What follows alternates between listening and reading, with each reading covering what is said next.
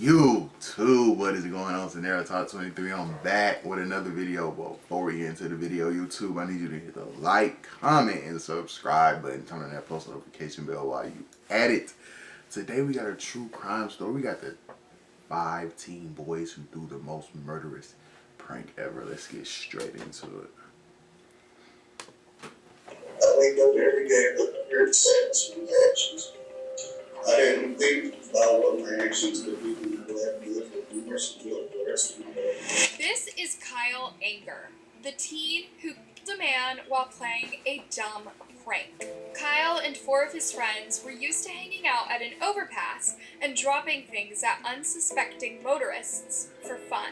But that day, things turned tragic when a rock that they dropped crashed through the windshield of a passing van, smashing and killing an innocent man. The boys said that it was just a prank, and they didn't really mean to hurt anyone, but would the judge buy this? Kenneth Andrew White was a 32-year-old construction worker from Mount Morris, Michigan. He had 4 children who he absolutely adored and was engaged to Amy Cagle, who was the mother of his youngest son. Those who knew Kenneth described him as a stand-up guy and a great dad. His Facebook account is actually filled with pictures of him smiling while spending time with his children.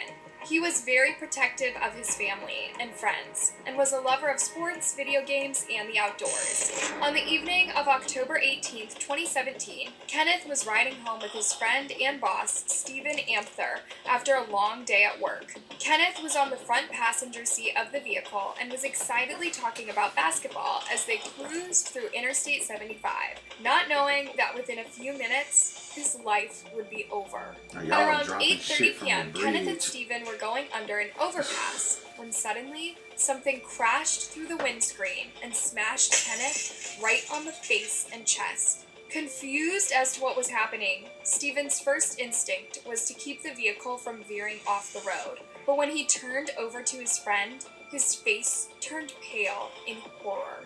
We were less than 5 miles from his house, and next thing you know, I'm pulled over trying to keep him from bleeding out. And he called my brother while sitting on the side of the road and cried, said, "Listen, I'm so sorry, I tried to do my best and I couldn't stop you from bleeding." Kenneth was bleeding profusely, with his face and chest completely shattered.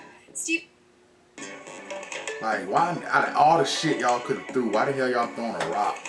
What'd you really think was gonna happen, bro? Stephen said that he tried everything to stop the bleeding, but it was no use. Kenneth was pronounced at a nearby hospital. An autopsy revealed the cause of death to be blunt force trauma. I don't blame myself what happened. I blame myself like I couldn't do enough. At the scene of the incident, investigators found a gaping hole in the windscreen of the vehicle that Kenneth had been riding on and a rock the size of a volleyball, weighing at least 6 pounds. Where did this rock come from? It turned out Kenneth's vehicle was not the only one that had been hit by rocks that night. A man pulled on I-75 from a rock apparently thrown over an overpass. He is 32-year-old Kenneth White, and he was on his way home from work when that rock came crashing through the windshield. 7 vehicles in total were hit, both the south and northbound lanes, but it was the van that Kenneth White was in that took the brunt of it, and there could have been more. India Reeves was just seconds behind. My tire hit it, and it just blew instantly. Rocks like this one scattered across I-75 at about 8:30 Wednesday night. India Reeves back today to get her car. Her tire blown out by hitting one of the rocks. 4 other cars pulled over at nearly the same time, and 3 other drivers called police after to say they too were hit. And got out of my vehicle and went to the car behind me. There was a lady in the car, and she said, "Somebody's throwing something over the bridge." And I'm like, "Really?" I noticed a van that I was pulled behind, and I rushed over to see if they were okay. They were not. The passenger in the van was 32-year-old Kenneth White of Mount Morris, a fiancé, and a father to a young boy. Coming home from a construction job More than in just a Algren, young boy, he got 4 kids. he was knocked unconscious immediately when a rock came through the windshield. He died at the hospital. Police say all signs point to this being intentional. Was not anything about the bridge itself. It wasn't concrete chunks from the bridge. We're quite certain of that. Investigators found about 20 rocks scattered on the scene, and some of them were actually as big as a basketball. But what was even more shocking, it seemed that the rocks had been brought there from somewhere else, meaning that someone had purposely been dropping rocks on passing vehicles. But why would someone do that? The family of Kenneth White desperate for answers after police say someone threw that rock from an overpass into oncoming traffic. Whoever is responsible is also responsible for White's. As you can imagine, they are devastated. Kenneth White's family says they simply cannot believe what happened. Meanwhile, while they try to hold it together to plan his funeral, they're hoping and praying whoever did this is caught. Put the doctor on the phone, and they said we did everything we'd do for him, and he died. You're playing Russian roulette with people's lives. The family of 32-year-old Kenneth White at a loss for words tonight after police say someone hurled debris from an overpass on I-75 in Mount Morris, hitting the car carrying White. I seriously just still can't figure out what goes through someone's head to want to just go out and throw stuff off of a bridge with oncoming traffic. The news of Kenneth's sudden and bizarre shook his family and friends, as they couldn't understand how it happened and why. Why would anyone mess with people's lives like that? Kenneth's fiancée, Amy, was also totally heartbroken, remembering Kenneth as the love of her life, and saying that whoever dropped the rock destroyed the lives of so many people. I just hope they realize their actions and how many lives they torn apart. A GoFundMe account was set up to help the family with funeral expenses, and within 6 days, they had raised over $68,000 towards their goal of $90,000. Meanwhile, police had ruled Kenneth's death as a homicide and had begun an intense investigation to find the people responsible. Let me just pause this. I don't know how much funerals cost or whatever, but $90,000, God, that seems like a lot for a funeral now. Even offered a reward of $2,500 to anyone with information that would help bring the culprit or culprits to justice. And soon enough, they got a tip from Facebook that led them to arrest 5 teens. 17-year-old Kyle Anger, 16-year-olds Mark Sekelsey and McCaden Payne, and 15-year-olds Trevor Gray and Alexander Miller. All 5 were from Clio, Michigan, where they attended a local high school. The teens apparently confessed to throwing rocks off the overpass, but you would never imagine the reason they gave as to why they did it. Apparently they claimed they were playing some silly game they made up called overpassing, in which the person that hits a car earns dinger points. They would even bet money to see which one of them would hit the most cars. How completely messed up is that? And it gets worse. Before the tragic incident, these brats had actually done it 10 times on different overpasses across town.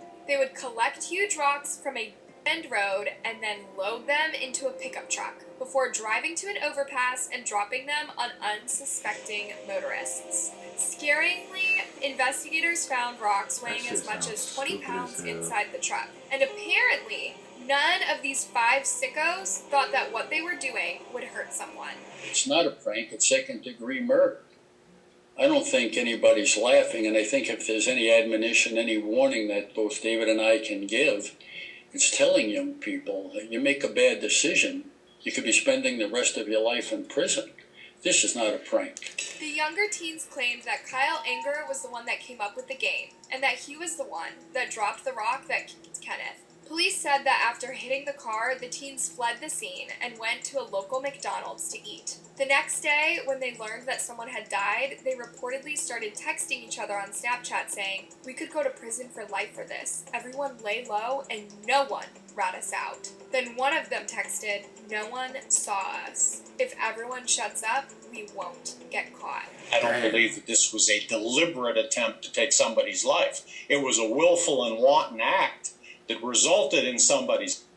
These people should have known better. These people should have realized that their actions would cause great bodily harm. Definitely, you dropped a Under rock Michigan on law, a that's second-degree glass murder. window. All 5 teens were Even if you charged don't- with second-degree murder, destruction of property, among other charges. 4 of the boys, Trevor, McCaden, Alexander, and Mark, accepted plea deals to a reduced charge of manslaughter. During their sentencing hearing, their defense tried to get the judge to sentence them as juveniles, but the judge was just not having it. The 4 teens in court today were ages 15 to 17 years old when this happened.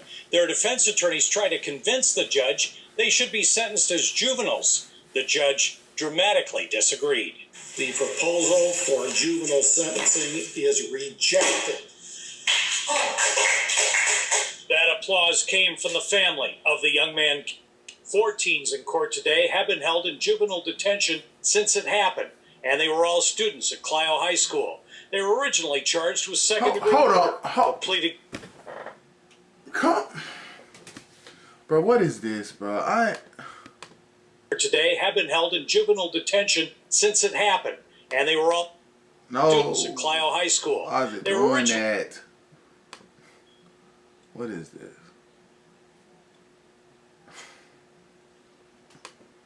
charged with second-degree murder, but pleaded guilty to a reduced charge of manslaughter. The sentence sends them to adult prison. 32-year-old Kenneth White was killed when a 6-pound rock crashed through the windshield in the car he was riding in. Kenneth is getting his justice he deserves. My baby he's happy now. He can rest. The decision by the judge to sentence the 4 teens as adults was, however, thrown out by a court of appeal, who said that the judge had exceeded his authority when he rejected the deal. So the 4 boys ended up getting 1 year of probation plus 3 years that they had already spent in custody. Meanwhile, Kyle Anger, who was the one who actually threw the rock, pleaded guilty to second-degree murder. During his sentencing hearing, Kenneth's devastated parents gave emotional victim impact statements, describing how Kenneth's untimely death had affected them. You have destroyed all of my life, or his life destroyed mine and my family, and his family, his kids, and yet you still haven't died and said you sorry for what you've done yourself. No one else whatsoever. I don't get my phone calls from there. I don't get to see my son. Yes, they may get sentenced, but 3, 4, 5 years down the road, they still get to walk again. They still get to talk to their families. They still get to have a life. They took that away from us, and they took that away from ours. And I don't know. I don't know if I can ever feel in my heart to ever forget that. When he was given a chance to speak, Kyle read out an insincere apology, saying that he didn't really mean to hurt anyone. I wake up every day with a hurt sadness from my actions. Yes, it was never meant to bother me. I didn't think about what my actions could do when I left with the person killed the rest of my life. Now, get this. Despite the fact that his actions actually killed a man, Kyle got 3 to 20 years in prison, but was released on parole in January 2021 after serving the minimum sentence. But, like that's not already a slap in the face for Kenneth's family, the other teens had their slates wiped clean after completing their probation, meaning that they could now go on with their lives like nothing ever happened, which, if you ask me, is totally unfair to the family. But what do you think about this case? Let me know in the comment section, and don't forget to like and subscribe for more. So they just get to go on like nothing happened, and they didn't kill somebody. They throwing rocks off a bridge and all that shit. Man, you already know how it be for them, bro. This shit don't make no type of sense. But YouTube, if you rocking with the channel, and if you made it this far in the video, go ahead and hit that like, comment, and subscribe button. Get me to 1,000 subs, man. Catch me on the next